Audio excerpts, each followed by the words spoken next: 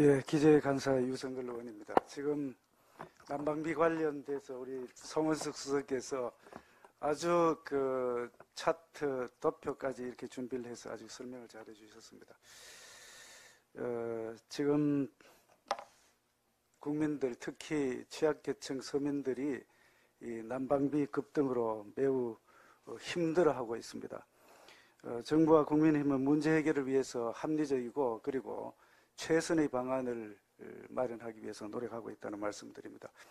어제 국무회의에서 시급한 상황으로서 예비비 1,000억 원을 투입을 해서 취약계층에 대한 지원에 나섰고, 또 국민의힘 경제안정 특위에서도 사안의 시급성을 감안해서 다가오는 금요일 2월 3일 날 제6차 특위를 계획을 하고 있었습니다. 난방비와 그리고 에너지 공기업 전체 관련되는 사항을 논의를 할 계획이었습니다만, 지금 현재 주무부처인 산업통상자원부가 이 사안에 대해서 아직까지 계속 검토를 하고 있는 상황이기 때문에 당정 협의도 앞두고 있어서 2월 3일 예정이었던 제6차 경제안정 특위는 좀 연기를 한다는 그런 말씀을 드립니다.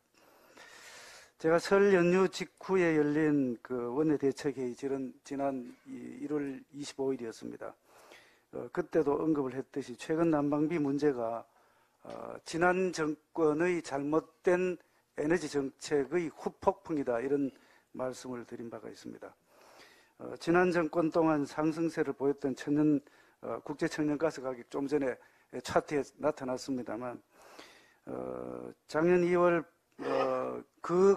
그 추세에다가 작년 2월에 러시아 우크라이나 러시아 전쟁이 일어남으로 해서 가격이 20년 대비해서 22년도 따져보니까 한 800% 이렇게 급등을 했습니다.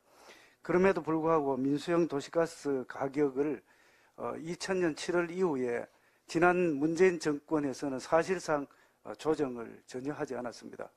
8차례에 2달마다 한 번씩 이렇게 조정을 해야 되는데, 거의 7차례, 8차례의 조정 기회가 있었음에도 불구하고 조정을 안 하고 결국은 대통령 선거 이후에 조정을 하는 바람에 이렇게 급등을 하게 됐다는 그런 말씀을 드립니다.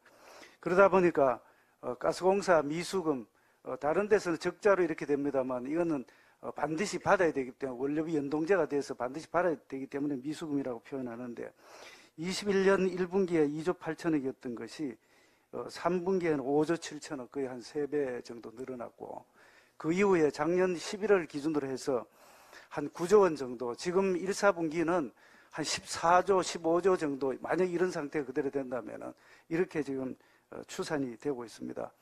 이런 서플라이 사학이 오면은 누군가는 이 부담을 반드시 부담을 해야 됩니다. 정부가 부담을 하든지, 그 다음에 공기업이 제공하는 업체가 부담을 하든지, 아니면은 수요자가 부담을 해야 되는 그런 상황입니다. 이런 상황을 충분히 알고 있음에도 불구하고 지난 정권에서 손을 묶고 아무런 조치를 하지 않았기 때문에 이런 난방비 폭등 상황이 발생했다는 말씀을 드립니다.